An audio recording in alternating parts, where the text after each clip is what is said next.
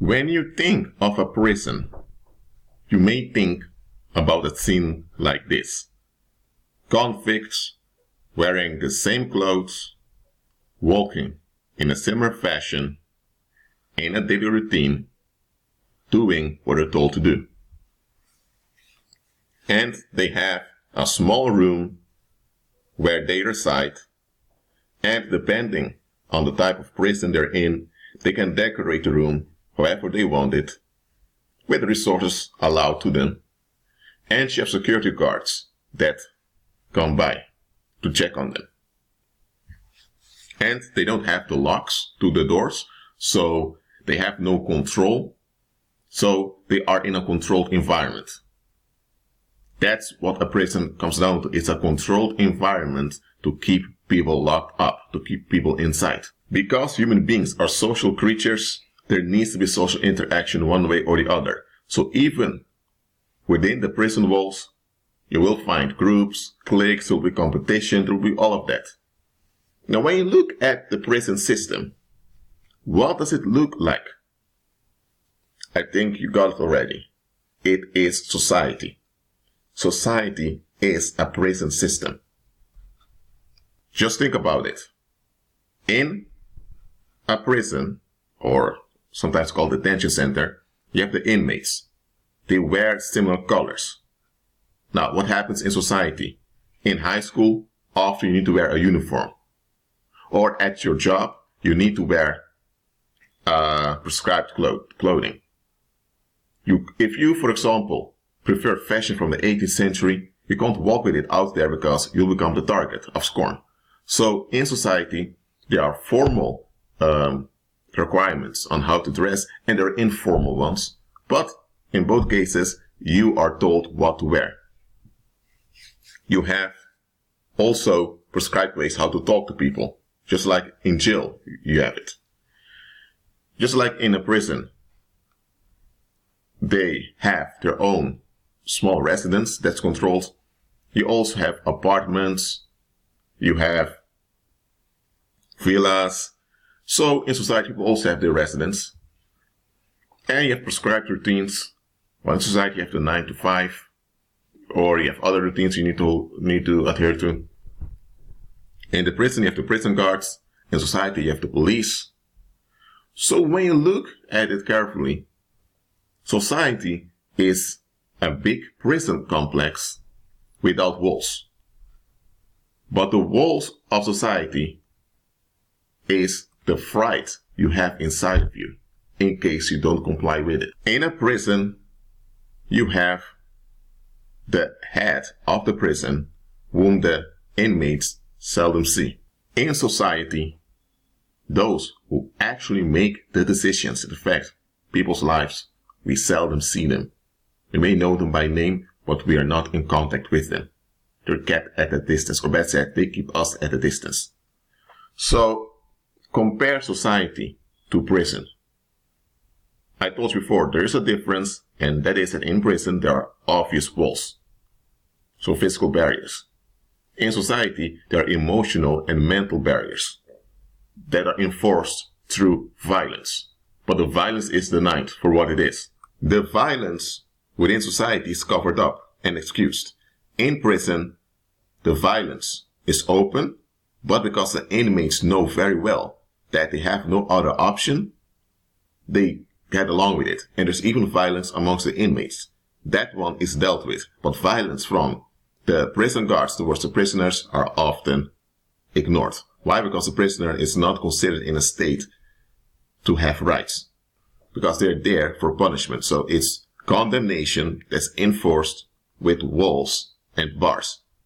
That's what a prison is. Society is a prison, also enforced through condemnation. But in society, you are offered a way out from the violence with the bait of acceptance. In prison, this bait isn't there. In prison, there is no promise or there is no bait for acceptance. In prison, you know you're there because you're condemned, you're deemed unworthy, and because you're deemed unworthy, you now are forced to stay within those walls, and you're dependent on those that condemned you. So you don't have any rights because you're blackmailed to accepting the bad that's being done onto you. So in prison, your past is used against you. Now when you go to society, you have background checks, you have screenings, you have a resume that you need to hand in when you want to get a job. Did any of you ever thought about the real reason why you need to hand in a resume? Why you need to put references to your previous employers on it? Some people would say, well, Rashid, it's just the way they do it, but why? It's because society is constructed in such a way that the past is always used against you to blackmail you into complying with whatever policy is here in the present. In prison, everyone is condemned openly. That's why they are in prison. In society, to avoid people from seeing that they're operating under condemnation, they use prison to make people feel good about themselves. So in society, as I mentioned before, there's this bait of acceptance. And this bait of acceptance is so powerful because the prison system makes you think that you're not as bad as those that are locked up. So when it comes down to it, human beings prefer a prison system or a closed environment because it comes down to this. Commoners crave control. So if you put them in a controlled environment, instead of feeling locked up as they should, they'll feel empowered because now they can predict what's going to happen around them. And this predictability gives them a sense of control. And that's the drug they are craving. So prison and society have another thing in common. They offer false comfort of predictability. Now there is predictability. However, this predictability is not a guarantee for safety. Yet, in prison, the inmates confuse this predictability with safety. The same in society. Now, in prison, it's more obvious that dangerous things can happen because some inmates, they manage to get weapons inside the jail and they may start fights. So in prison, you know that danger can happen, but in society, you are blinded from the danger because you are so lured by this bait of acceptance. But in society, it's the same thing. This predictability that the closed environment offers you, it's false comfort. So, when you look at it carefully, worldly people, they cling for a controlled environment. Even though a controlled environment implies that they have no freedom and that they have no real worthwhile options, they will still prefer a closed environment. It comes down to this. In a closed environment, you can predict what's going to happen. In a closed environment, you will not face disappointment because you have all the answers. And that's what it comes down to. You have all the answers, so you can't be disappointed. You can't be hurt. You can't be taken advantage of. And that's the false comfort that world people are looking for. They want all the answers. And there's one big problem with that. You are not designed to have all the answers. If you have a prison complex and you can only stay within the prison walls, then if you know everything you can possibly know about the prison, then you know everything. Then you have all the answers in the environment. And having all the answers in the environment makes you an expert. And this expertise grants you a false sense of comfort. And this false sense of comfort is what worldly people are after. That is why commoners stay in situations that they should have left a long time ago. Some people ask, why do victims often stay in abusive situations, knowing full well that they're being victimized? Now, if you are kidnapped locked in a basement, well, you don't have any physical option to leave. So some people have no option to leave physically. And this has to do with finances also, because some people would become homeless instantly if they leave an abusive situation. Think about children, or think about teenagers, or think about a migrant that's exploited. He is also a refugee, and so he can't go back to his home country. So financial barriers can be a reason why people stay, because they don't have an alternative yet. But most of the time, when commoners stay in abusive situations, or when they stay in toxic relationships, is because they want this sense of having all the answers. Think about it. If someone is abusive, because abusive people operate in cycles and patterns. So once you are acquainted, once you are familiar with the cycle, then you know what's about to happen. And now you can exercise influence on the cycle. It will still be a cycle, but now you can predict what's about to happen. So now you've become an expert at the patterns and cycles that abusive individuals operating in. So this gives you the sense that you are familiar with the individual. So this bonds you to the individual. So a trauma bond is when you feel connected to the victimizer to the extent that you do not want to let go of this familiarity, because it's familiarity. It makes you feel comfortable. Now, you're not comfortable with being victimized, but you're comfortable with this familiarity with the victimizer, because you're used to the patterns and cycles of the victimizer. That's why trauma bonds work, because people don't realize often that they are attached to the one victimizing them. It all comes down to false comfort. And that's the false comfort of having all the answers. Often, leaving a dangerous environment is more frightening to the one being victimized, because once they are in a total new environment, they don't know what to expect. They don't know what will happen. They don't know if this will become worse or bad. So, to avoid the uncertainty of not being able to control something or someone, a lot of folks remain in toxic situations.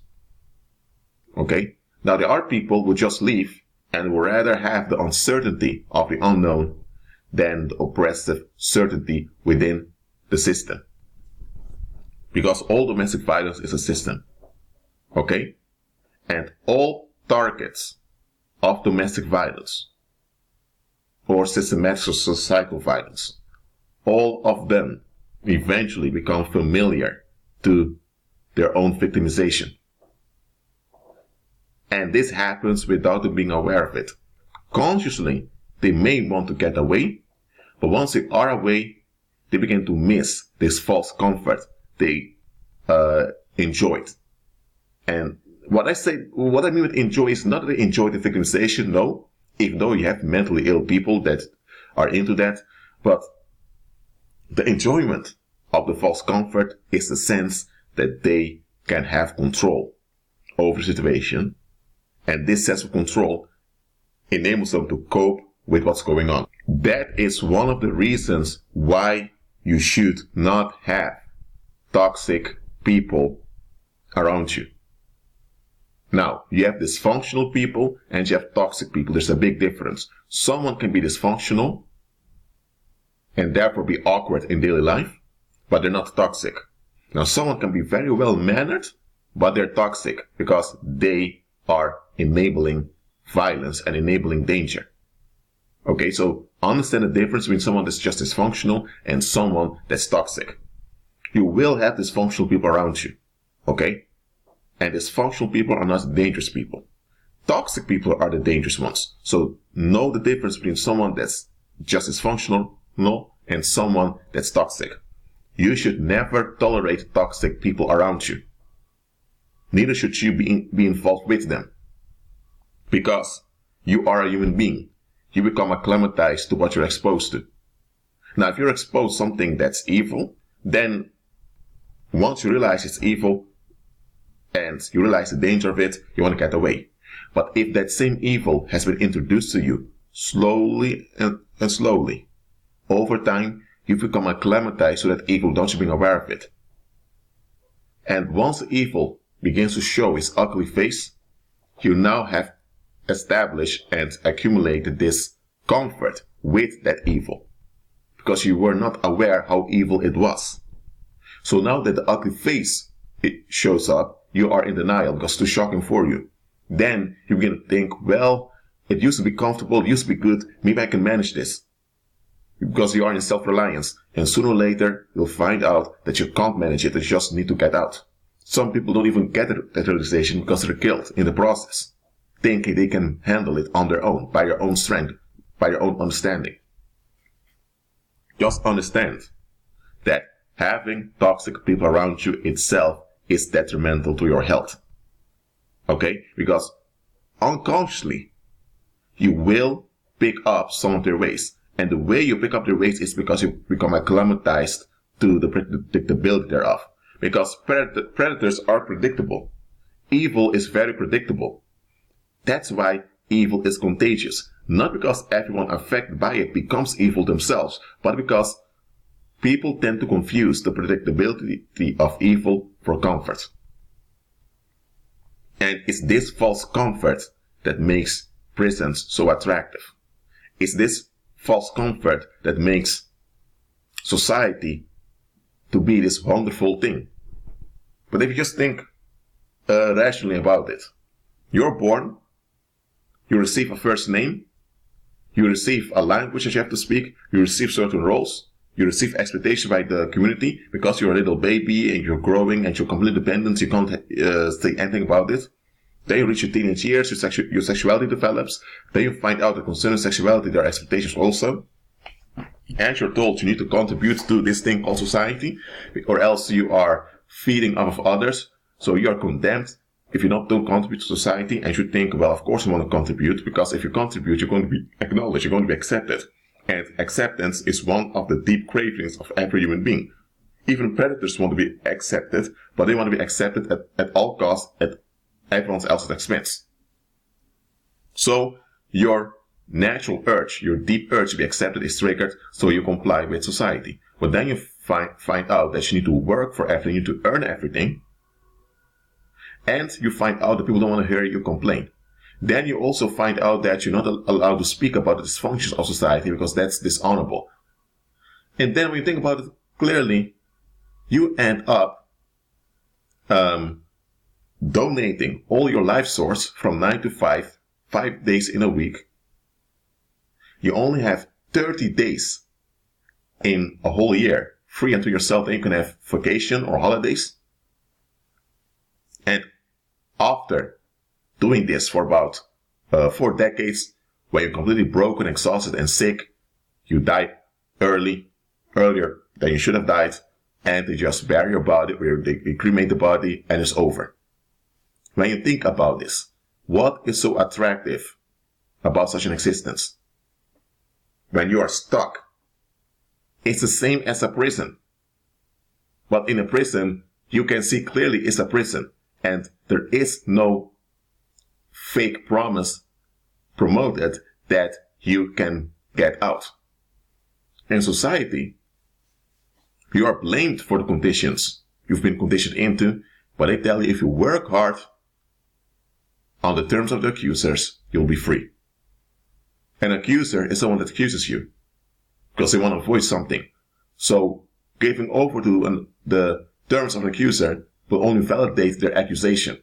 So society uses the bait of acceptance to trick you to agree with its accusation against you. And by agreeing with its accusation against you, you're now validating your own imprisonment. You're validating your own victimization by the same system.